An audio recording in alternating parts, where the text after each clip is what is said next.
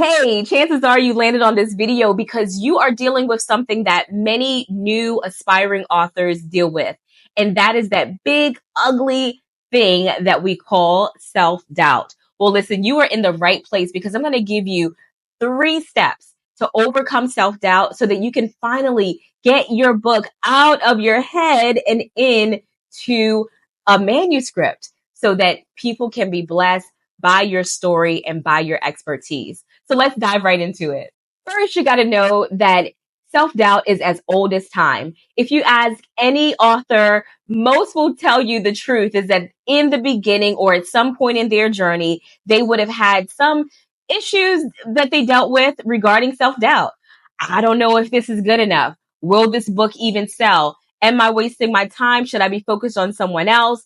Do I have an audience? All of these things that you may be telling yourself right now is actually preventing you from trying it to see if it'll actually work.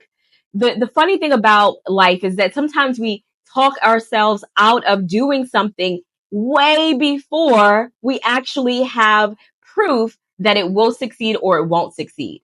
So don't rob yourself of the opportunity before you get started.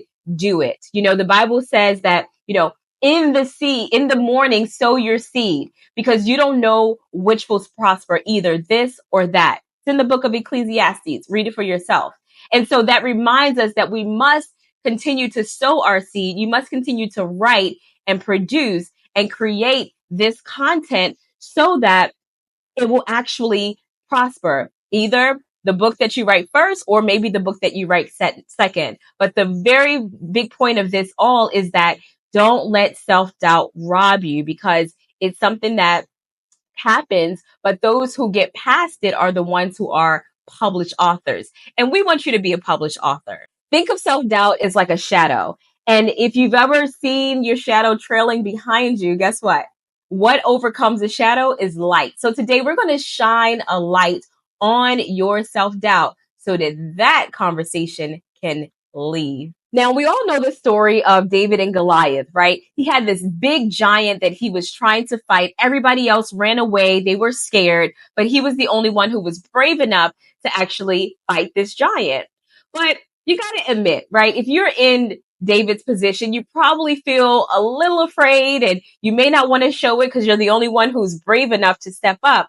But inside, there may be some internal conflict that leads to a level of uncertainty. Well, what did David do? David took something that was familiar to him, which was his slingshot, and he used that to defeat the giant. So that's step number 1. Go with writing a book that is on a topic that you're familiar with, right? You want to conquer your giant of doubt by being comfortable with your content. All right.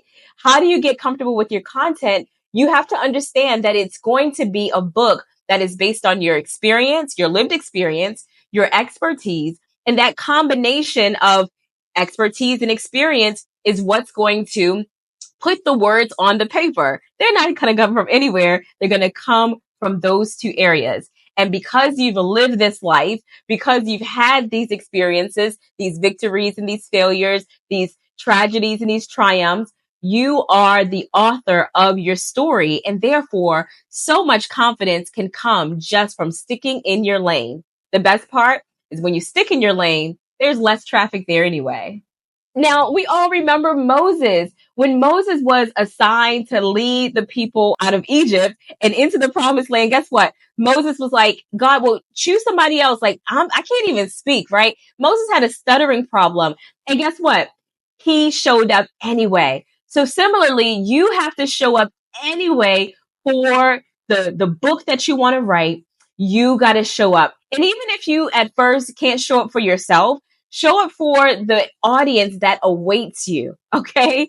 There are people who need what you have to say. There are lives that have to be saved because of what you write in your book. So think of yourself not as, oh, it begins and ends with me. And if I don't feel like doing it, then it's not going to get done. No, it has to get done. It's absolutely non-negotiable. No other options on the table because there is someone else waiting to go to the promised land with the content in your book.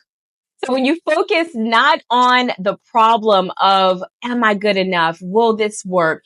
And instead focus on the promise of what's waiting you on the other side of you doing it, it's a no brainer.